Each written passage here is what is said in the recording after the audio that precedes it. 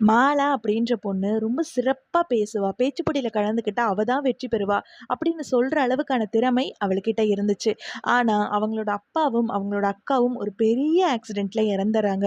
அதுக்கப்புறமா மாலா போட்டியில கலந்துக்கிறதையும், சக மாணவர்கள் கிட்ட பேசுறதையும் நிறுத்திடுறா.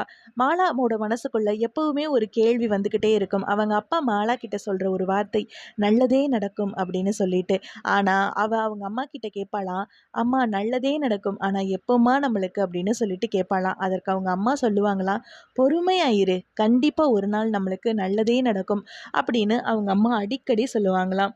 ஒரு நாள் மாலாவோட ஸ்கூல்ல ஒரு பேச்சு போட்டி நடக்குது. அந்த போட்டியில எல்லாருமே கலந்துக்கிட்டு ஸ்டேஜ்ல ஏறி பேசிக்கிட்டு இருக்காங்க. மாலா மட்டும் கீழ இருந்து அத வேடிக்கை பார்த்துக்கிட்டே இருக்கா.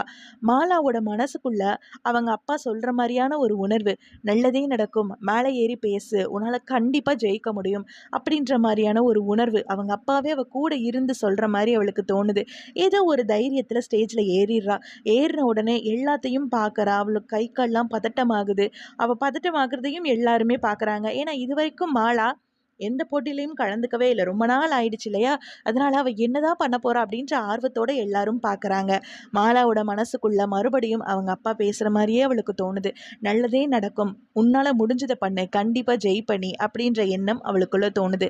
தைரியத்துல அவ பேச ஆரம்பிக்கிறா. அவ பேசி முடிச்ச உடனே அங்கிருந்த எல்லாரும் திகச்சு போய் கை தட்டுறாங்க.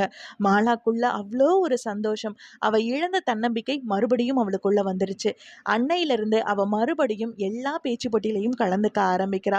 வருடங்கள் பல கழியுது. சிறந்த பேச்சாளராவும் அவ வர்றா. இந்த கதைய கேட்டுக்கிட்டு இருக்க உங்ககிட்ட நான் ஒண்ணு சொல்றேன். கண்டிப்பா பொறுத்திருங்க. கொஞ்ச நாள்ல உங்களுக்கும் நல்லதே நடக்கும்.